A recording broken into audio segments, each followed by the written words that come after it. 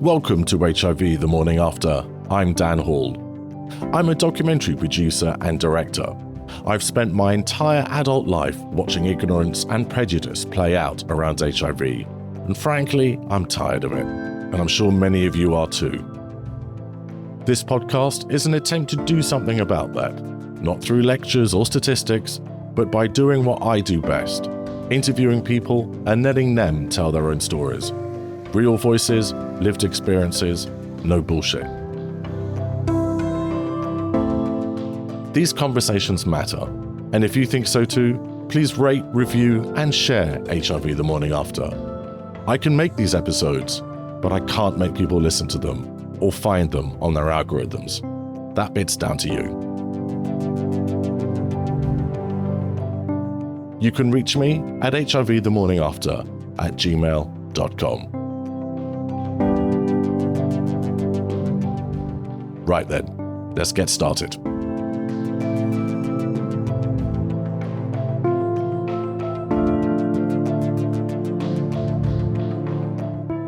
Today I'm speaking with Silvia Petretti, Chief Executive of Positively UK, a national peer-led HIV organisation supporting people living with HIV. With more than 25 years of leadership in the HIV sector, Silvia has been a driving force in centering lived experience, dignity, and community power in health systems. Born in Italy and now based in London, Silvia was diagnosed as a young woman in 1997. This came just as effective treatment was becoming available. That said, people were still dying, and the future felt terribly uncertain. And she describes not knowing whether, quote, AIDS or the medication was going to kill you, close quote. This became the beginning of a profound and transformative journey. Silvia, thank you so much for being here. Thank you, Dan. Thank you for inviting me. You were born in Italy. As a person who loves Italy, where in Italy? I was born in Rome. Yes, I grew up in Rome.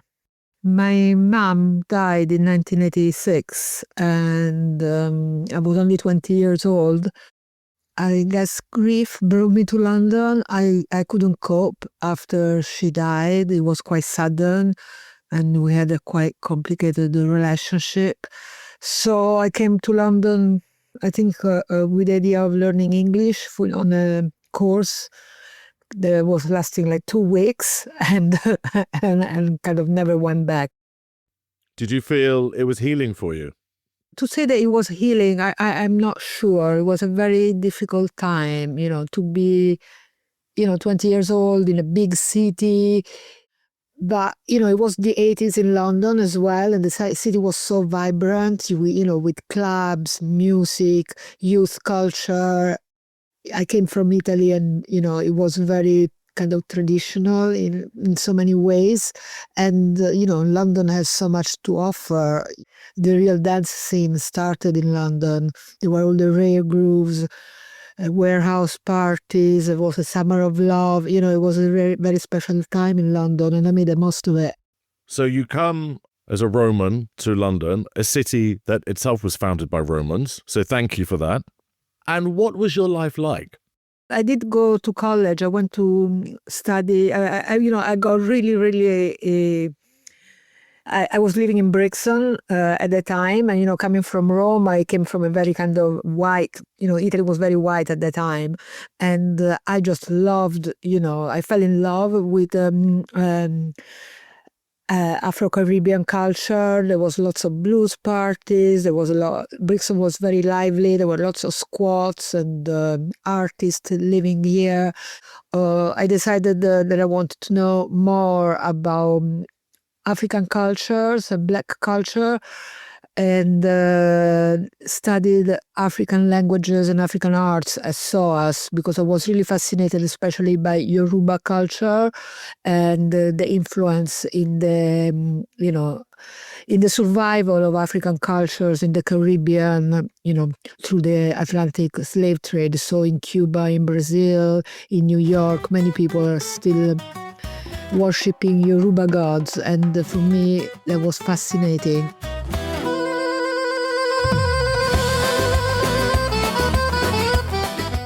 So taking us forward a little bit into the 1990s, speaking to some of my other guests, this is not a time when women are particularly encouraged to go for HIV tests. What was happening in your life that led you to go for this test in, I believe, 1997? Well, in that period, I had gone back to Rome, to live in Rome, because my father had Alzheimer and I was caring for him. And I was also working to promote African drumming and dance in Italy. And we had just gone with a group of people who were studying drumming and dancing to Senegal. We would take people to, kind of study holidays, And when I came back, I got sick with malaria, with cerebral malaria, and I was in hospital for quite a while. And while I was in hospital, they noticed there was something wrong with me. I wasn't recovering. I was, I was sick for many, many weeks. And then, very casually, a nurse offered me an HIV test by the bedside in front of everyone, no pre-counseling, post-counseling. And and then the rest is history. The test was positive. So can you take us to that moment? How were you told and what did you feel? Well, in those days, you would have an HIV test and you had to wait for 3 weeks for the results. So I got discharged from the hospital and then I came back. And and it was very, very scary. I wasn't expecting it. So, somehow, even if I was in London in 1987 during the campaign of Don't Die of Ignorance, it always felt like HIV was something, for other people, or I don't know, it was not something I thought would happen to me. And it was terrifying. There was I had no information, there was no support. But the thing that I felt immediately was an incredible fear and shame. I didn't tell anyone. I went home and I just, cried for weeks on end. I got very, very faint memories of the maybe first 6 months. I think the trauma and the shock were so strong and I didn't have anyone to talk to. And I just felt like I felt very scared to share my status, scared of the judgment, scared of, of people, maybe avoiding me or rejecting me. Because you're still a young woman at this time, aren't you? You're not. I was just 30 years old. Yeah, I was 30 years old. I mean, not that young, but in many ways I wasn't very settled. I didn't have promoting African dance and cultures didn't make you a lot of money, to be honest. And so I was, I didn't have a lot of financial stability. It was just terrifying. And, it wasn't like today you go home and Google it. There was no information. And at the clinic in Rome, they gave me nothing. They didn't give me there was and there was a lot of stigma, I would say, even in the healthcare setting. It was almost like, well, you must have done something to get this, or, a very implicit judgment. And because it was Italy, it was very, very tough, very, very lonely, very, very scary. So I was told, yes, there is some medication that's just come up, but we still don't know. We don't know how long we're going to live. It might be 1 year, 2 years. It was very, very, very scary.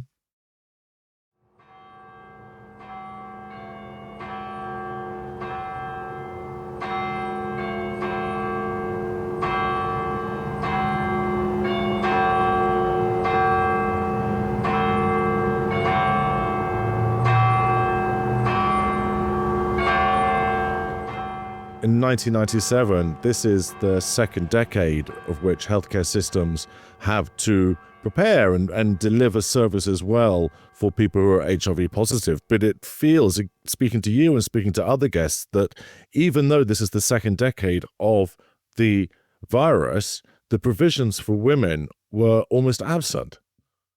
Yeah, I think that in many people's head, this was still between, a so-called gay disease, and especially, in the West, and yeah, and there was nothing, there was nothing, there was not even a conversation about what, what it would be like, to go out there in the world, and they didn't even give me condoms. There was really, it was just, there was very, very little support, especially in Italy at that time. Now, as you said, this is around the time that combination therapy starts to come about. But I'm imagining it's not like we know now, where we know the efficacy of this, that this is still a very new thing. And you said in your research notes that your first regime was 18 pills a day. Yes. Yes, as I said, there was no Google, there was not a lot of information available, especially while I was in Italy. My first line of treatment was Indinavir, Ritonavir, DDI, D40. Those drugs were toxic. And you had to take some with food, some without food. It was like impossible to be adherent. Your skin was flaky, you were itching everywhere. It was really, really tough. It was, yeah. You didn't know what would kill you. If it was AIDS, it was going to kill you, or it was this medication was going to kill you. Can you give us an example of how complex a day would be then for you? If you correctly adhered to the use of those 18 pills, what would a day look like? Well, it was, first of all, you would go around with a box of pills that would rattle all the time. And, if you haven't told anybody about your status, that in itself is quite nerve-wracking. And then, at the time, I was doing a lot of very kind of all kinds of job. I was trying to save money because I wanted to do a master's, to work in an NGO. That was my plan. And I was working in bars and in nightclubs. I had like 4 different jobs.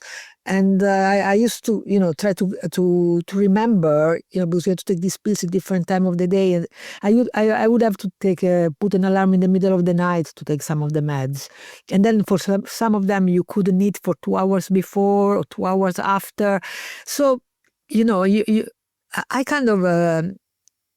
no, I don't say that I gave up, but I was like, I'm going to do what I can. And I would miss pills constantly.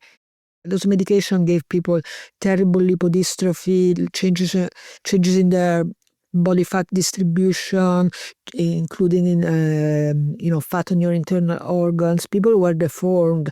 I positively women look like because they would get really thin arms and very enlarged stomachs and breasts, and you stop asking people if they were pregnant or not, because people's body shape really changed, and women would find it particularly hard because our appearance is part of our value very often in society, and to be so deformed, I know it was the same for a lot of gay guys. I mean, it was awful, but it was really hard. So my day was a stressful day, trying to work, trying to adhere to this crazy treatment, and trying to keep some kind of mental and emotional stability as well. But it was this feeling of continuous anxiety, because it's like you're told that you got to take this treatment. It's practically impossible to take it correctly, especially if you like me, I was working on 4 different jobs. And you just have this feeling of constantly failing yourself, and there is not enough support. But somehow those pills were also very, very effective, and they did keep me alive. You've talked about, in your research notes, this being, quote, a terrifying and fragile time. What did fragile mean in this context? What did you feel was close to shattering? It's very hard to be 30 years old and thinking that, you only have a few years to live. And, your future is gone, and as well, everything around you in society is telling you that somehow this is your fault, and that what you have is shameful and almost, it makes you unlovable, untouchable. And that's how it felt. You feel like your own body was toxic and you were hosting the enemy inside. And it is very, very dark place to be. When you are frightened and when you feel this pressure to then be untouchable on that and feel that you cannot have even the touch of comfort, the touch of someone's arms around you, that must compound the problem hugely. Yeah, it was really hard. And especially I remember at that time, and most of my girlfriends, which I hadn't told my status yet, were getting married and having children and planning their lives and their future. And I felt completely alienated. Like, I was planning my funeral.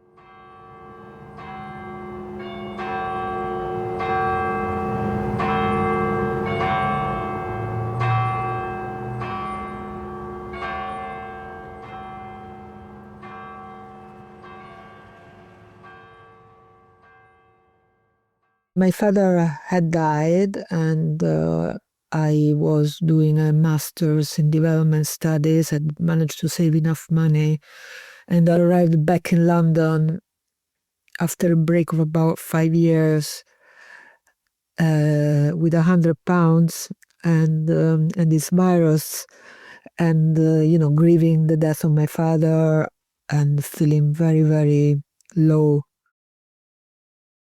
I hadn't told, I had told maybe a couple of really close friends in Rome, but, I hadn't even told my brother. It was so lonely. So I started going from HIV care at St. George's Hospital, and there was a wonderful doctor there, Dr. Davidson. I think she set up the HIV services there. And I used to go and see her and just cry like for 45 minutes all the time. And one day she said, "Silvia, maybe you should, she said, you can have antidepressants. I think, that you're really, really low and, I'm worried about your mood. But also maybe you could go and see this support group for women living with HIV." And so she gave me the address of Positively Women. Right, and Caroline Guinness, who was a guest on season 1, she was a co-director, wasn't she, of Positively Women, along with Sheila Gilchrist. I'll pop a link to that episode in the show notes. It's a really good one. Anyway, sorry, go on. And so I went to my first support group. And when I entered the room, I was like, there were all these women. Many of them were from Africa, while many of them, they were children. There was a crèche. And I kept asking everyone, are they all living with HIV? I just couldn't believe it. I just couldn't believe it. Everybody looked so well, so lively. So, yeah. And that was my first encounter with peer support. Quite unforgettable.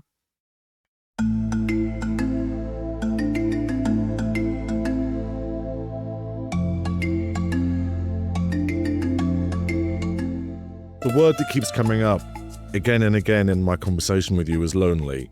Lonely in isolation. And so what did it feel like walking into that room and feeling that loneliness vanish? Well, I felt really shy, to be honest. I sat in a corner and I was like, oh my God. But also, slowly, I started coming to the group more regularly and listening to women's. It was so, I cannot, to hear the other women, because women would share the story. They would share how they were getting about life. I remember, women discussing dating, and I hadn't dated anyone since my diagnosis. I couldn't even imagine it. And, women were, it was so... It was like that feeling, I'm not the only one. And then this, I'm really starting to learn that there were better ways to live with HIV, that it was possible, to date, to take better treatment. I got treatment support, and that's how I actually changed my treatment, because I went to a treatment support group. And when I told them I was still on my 18 pills a day, and the woman looked at me and she was like, "You're on 18 pills a day? but you can be on 2, you can be on nevarapine and NZT and go to your doctor and tell them to change your treatment. And that's what I did, So all of that, it wouldn't have happened if I had no access to support group. You describe in your notes Positively Women as a feminist peer-led space. And you said that one of the most wonderful things is that women were seen and heard in a space of HIV where they were almost completely invisible. What effect did this invisibility have in the irrelevance of women's stories in practical terms, in terms of healthcare, research, and activism? Women living with HIV are actually the majority of people with HIV in this planet. I think like 52% of people with HIV, over 18 million, are women. Nevertheless, most HIV research, especially research around treatment, has been done on men. And so a lot of the treatments that we were taking very often would have more side effects for us because there was no study on our body. And as well, the policy, the design of services, our voices very often were not heard. Also, I have to say that when you belong to a community, they're very, I don't know if I can call women a community, we are half of the world, but for many of us, even for me as an Italian woman, I've been socialized very often, not to be very loud, not to speak about my needs, not to, to be quieter. And that affects women's voice even in all decision-making processes, in how services are designed. And even when I started doing activism, it was very difficult to go in a meeting where most people were very articulate, maybe British-born, gay men, and myself as an immigrant with an Italian accent, maybe I didn't feel so fluent. So to contribute and to bring my experience wasn't easy.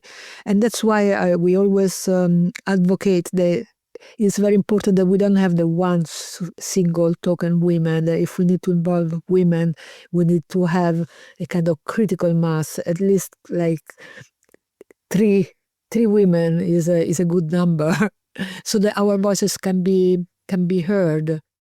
Do you feel that peer support in a way offers comfort and help in a way often that clinical care can't? Well, peer support offers, for me, it's very healing. It was very healing to meet someone else, especially another woman living with HIV.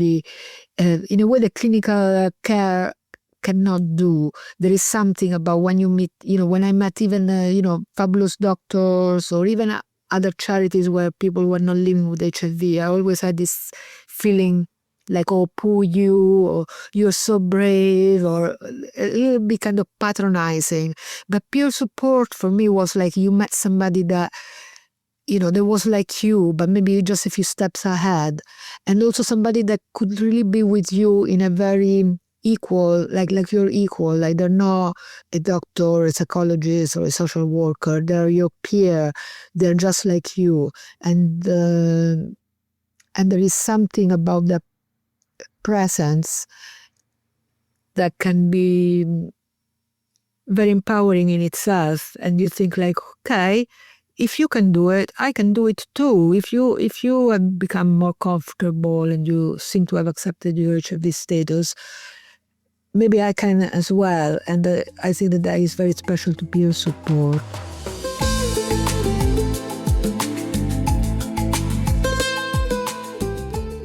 So we talked about Positively Women earlier. Sheila Gilchrist and Janie Davis set it up, with Series 1 guest Caroline Guinness, of course, as co-director in those early days. But tell me more about Sheila and Janie themselves, who seem to have made a real impact. They started the charity in 1987. At the time, there were no services for women living with HIV. And they identified quite openly as women who had acquired HIV from injected drug use. So they were very much like the a very marginalized community in many ways. So they started the group in the front room, and at the beginning even a lot of clinics were not very supportive of them because, as drug users and as women, they didn't think that they could, they could do something trustworthy. But they persevered, and in 1990 they registered the organization as a charity, and by 1992 Princess Diana opened our first offices. So you can tell that just in a few years they were able to have a massive impact. And for me, I love the story because it's a story in which you really see that somebody that is maybe disempowered and marginalized by society can, through collective action, can create something that is really, really valuable for society. And we often think that people who use drugs, or as well as worthless and victims, or somebody that cannot really contribute something. And for me, the story of Sheila and Janie really says it doesn't matter where you are in your life or what adversities you're facing. You can, together with the support of others, you can set up things that can have a real effect. And so would you say it's fair to say that Janie and Sheila's approach in this kind of feminist peer-led model absolutely shaped your understanding of what could be possible as a woman living with HIV in the space of care and activism? Yes, Sheila and Jenny have always been my inspiration, and I always like to talk about them. I feel it's really important that they're not forgotten, that we honor and remember their legacy. And for me, there is this idea as well. They were very, there is a book in which you can read their story. It's called Positive Women. The one edited by Kate Thompson and Sue O'Sullivan. Yeah. Because I understand that Kate was also a founding member, wasn't she, of Positively Women? And I've heard that she spent a lot of time sort of painstakingly editing and putting together these extraordinary interviews for this book. It just fascinated me how rebellious, how creative, how funny they were. And I think it's really, really important to remember that, because it was a real act of resistance and rebellion in very, very difficult times that allowed for a service that centered people who are usually at the margin. And I think it's really important to remember that. You talk about the importance of remembering them. Are they no longer alive? No, they both died of AIDS in the early 90s. Yeah. And we made a short film about Sheila last year with some colleagues, filmmaker, with Chuck Lowry and Kat Lowe. And it's the beginning of an idea of making more films about women activists, as I think that very often, we are not remembered. And then you made a transformative change yourself. You went from consuming peer-led support to leading it. What brought about that change, and when did that happen? Oh, that happened very, very quickly because, I became a volunteer. Like maybe after 6 months of starting the group, they were recruiting volunteers. I became a volunteer, and then a job became available as a frontline worker, providing peer support to women with drug and alcohol issues, and as well as doing outreach in Holloway prison. And that's how I started. I got a job. It was as a basically peer support worker, Positively Women, in 2001, 25 years ago. And then from there, I became very passionate about ensuring that women had the skills and the opportunity to advocate for themselves, and was part of a collective of women that started the first network of women with HIV called PostFem. This was in the early 2000s. And we were going around the UK to different women's groups, training women in activism, basically, on how to be a public speaker, how to understand policy, how we can,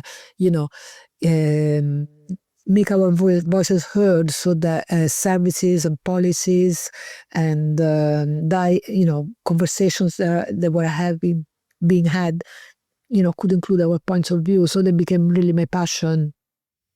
And do you remember there being a moment where you tipped that balance? Because I think it's fascinating. It's so fascinating, this idea of that moment when you want to give back more than you need the support. And it's something I've witnessed myself when I've gone to groups. I remember when I went to youth LGBT groups as a kind of a young man, and then very quickly feeling like, oh, my confidence has grown, and I now feel like I want to give back rather than just taking. Do you remember when that tipping point came for you? For me, I don't. For me, it's always been the thing about peer support is that even when I became a peer supporter, I always felt like I was receiving as much as I was giving. That's the thing, that there is so much mutuality, that you go there to support someone, and by listening to their story and sharing your story, you're always learning something. So I never felt like I wasn't just giving back. I was always being really nurtured by the work, and I always felt that activism was a form of therapy almost. But I do remember, for me, a very important tipping point was when I decided to be open about my status. And that was around 2004, 2005. Because at that point, I realized that my invisibility was colluding with stigma. The fact that there were not many women who were visible living with HIV. If we wanted to overcome stigma, we needed to be visible and heard. And so I decided not to, to speak with the media, to have my pictures taken, to be on the front of Positively Women magazine. I did this sculpture with artist Mark Quinn that portrayed my body.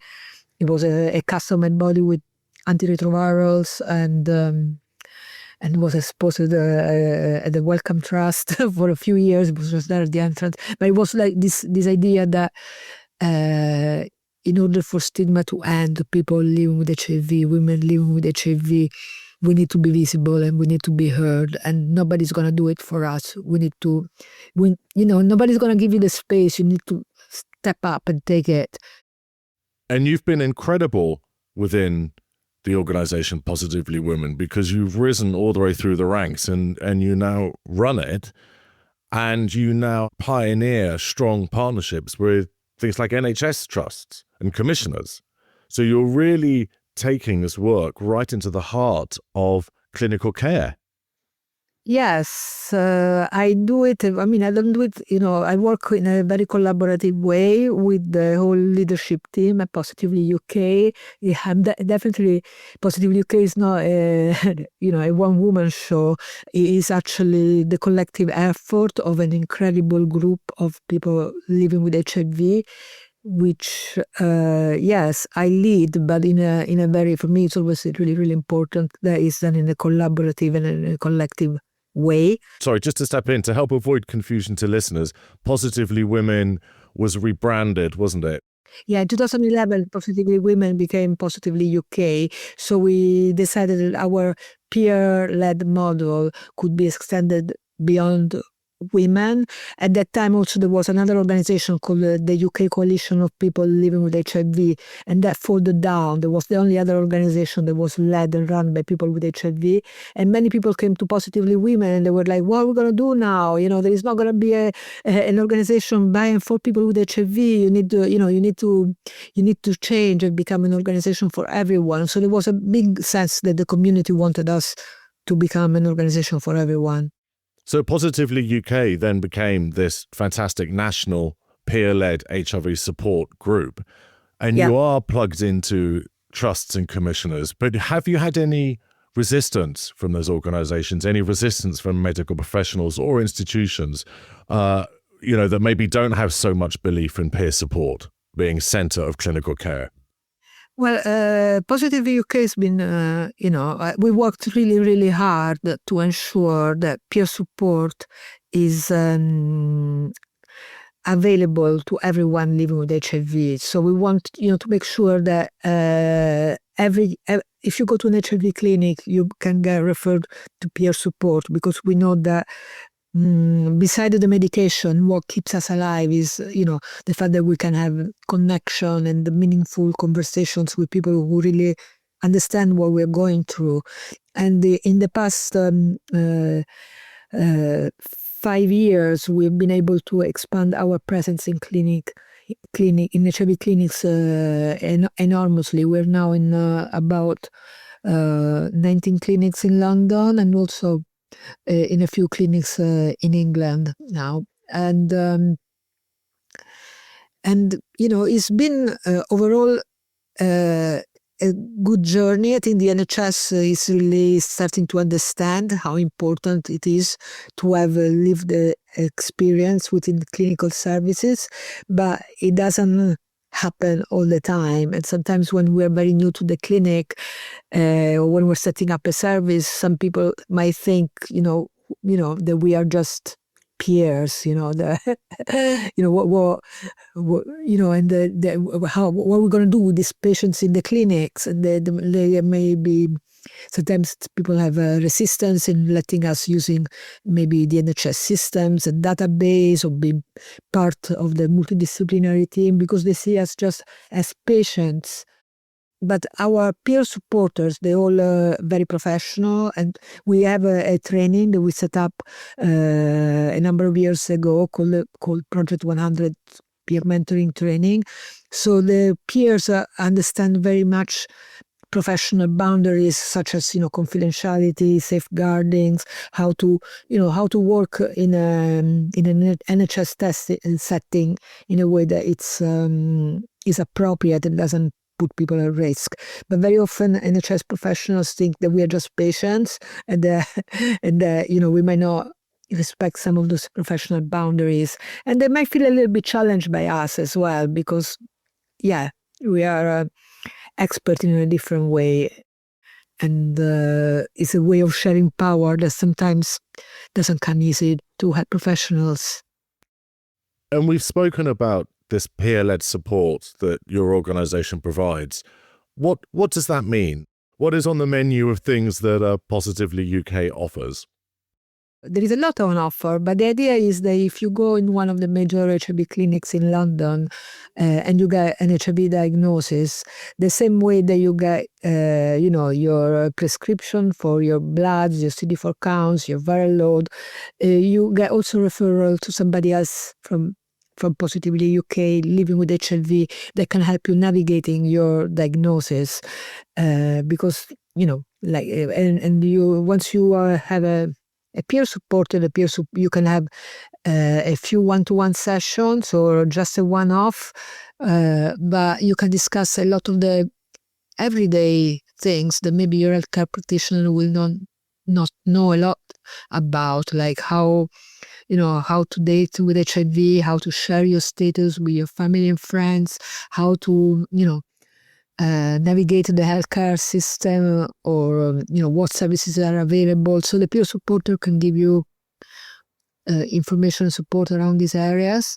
We also have a lot of services in the community, including groups and training opportunities to become a peer mentor volunteer. And if you're an example of what the service provides, and the example that you give by your story is that it not only teaches people to survive but to thrive. I think the moment that you meet somebody else living with HIV, you got this idea, especially if they're doing well, it gives you the inspiration that if the other person has done it, so you can do it as well.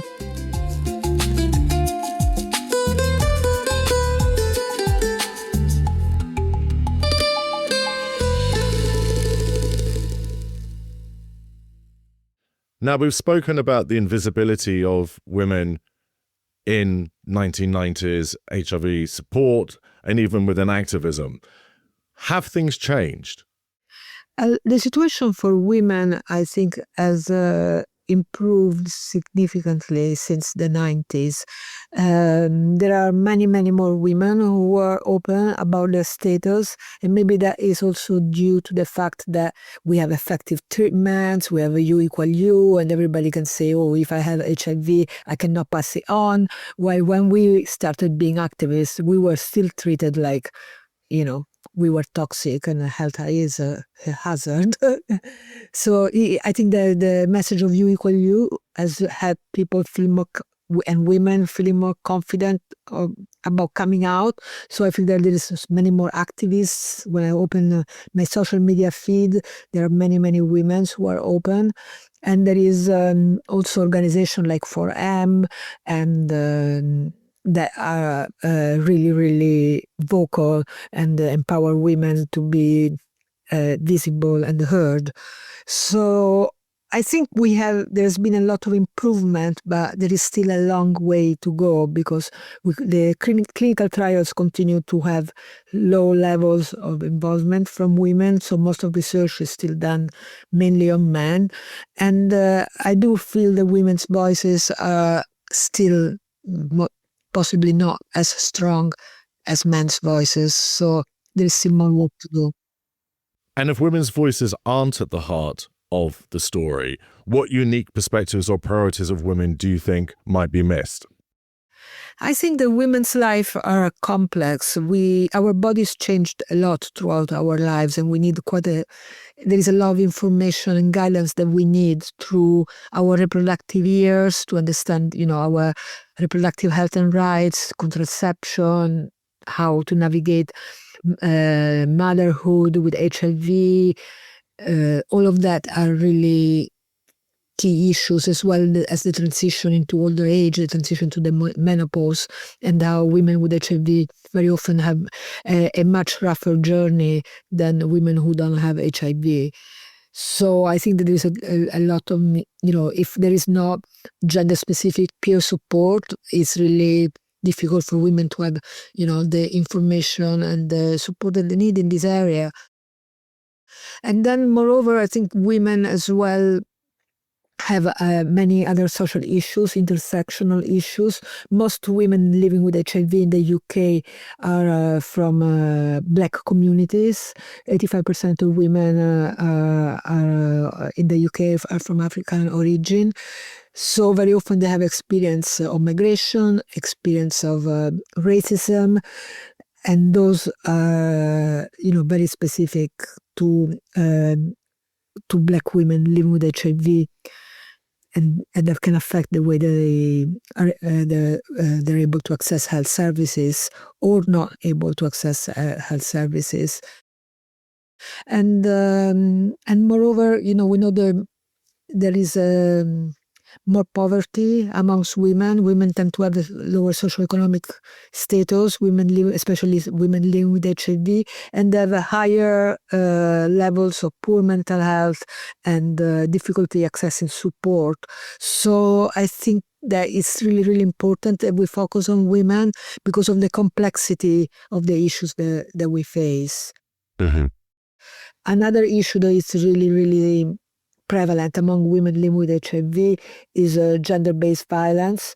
We know that women very often acquire HIV because of violence and abuse, and it doesn't have to be just physical violence. It's just like that for women very often it's hard to negotiate protection and to even especially if they're in an unequal relationship. We also know that once you receive an HIV diagnosis, many of us are more likely to experience violence and abuse from our partners. So those are issues that haven't gone away. They have been around for a very, very long time. And but still there is a paucity of services and supports for women, and I think that that's why we need to continue to center our voices in our diversity, and we need to have services that understand the complex physical, biological, but also social issues that we face as women living with HIV. We spoke earlier in the episode about this young woman, Silvia, who feels isolated, alone. She feels unlovable, untouchable, and she just needs to hide from the world. Does Silvia of today still feel like that? She's still within me. I don't feel, I don't know how to express it, but I think that sometimes our biggest wounding and our biggest suffering is also the call to become fully who we are. You know, the broken and wounded part of myself, I don't, I don't refuse it. I don't want to disown it, because it is still part of my history and who I am. And I don't want to say, oh no, now I'm healed and I'm whole and I'm totally lovable. No, there is a part of me that is quite hard and quite broken. And that needs to be loved exactly as it is.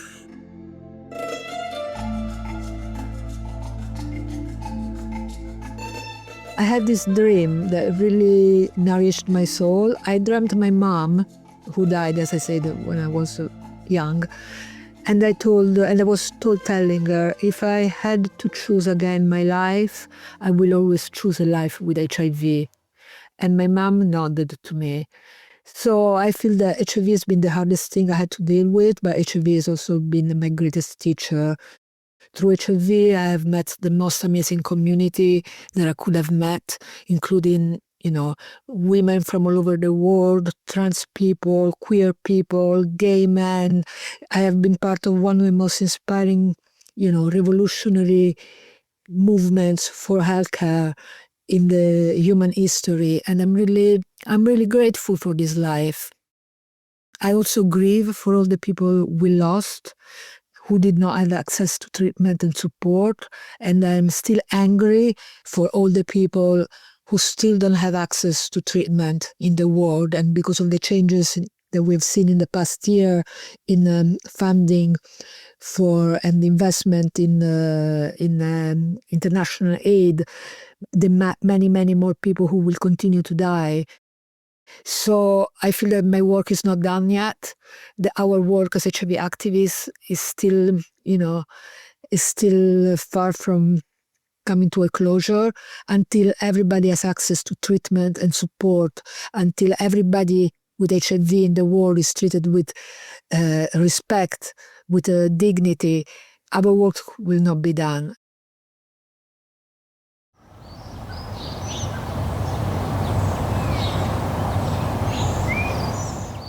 This is the point of the episode where I like to take us to a memorial garden. For me, in my head, it's the London Lighthouse garden where many ashes were scattered. But for you, it could be anywhere. So in this moment of remembrance, who would you like to remember? Well, I would like to remember Sheila and Janie, who started Positively Women. And I would also like to remember all the women, the activists that we have lost, that I don't know the names of. And yes, and to have a special corner for them.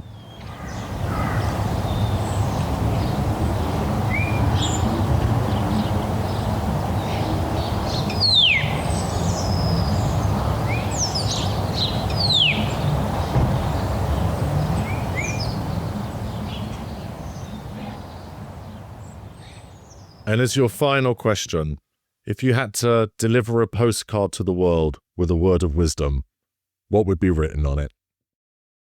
If we can love and accept ourselves in our entirety, including our maybe difficult part, then we'll be much ready to also love and embrace others as they are. None of us is perfect. We all were, very, very precious, complex being, and it's really, really important to accept ourselves as we are, so that we can also accept others. Silvia Petretti, it's been absolutely wonderful to have you as a guest. Thank you for coming on and speaking about your story and the story of women's experiences living with HIV. It's been wonderful having you as a guest. Thank you for having me, Dan. It's been a real pleasure.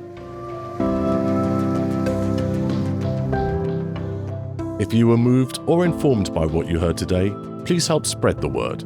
Subscribe to HIV The Morning After and leave a rating and a review. It makes a huge difference in helping others to find it. Your support helps to amplify these experiences. If you'd like to get in touch, suggest a guest, or share your own thoughts, you can email me at hivthemorningafter@gmail.com.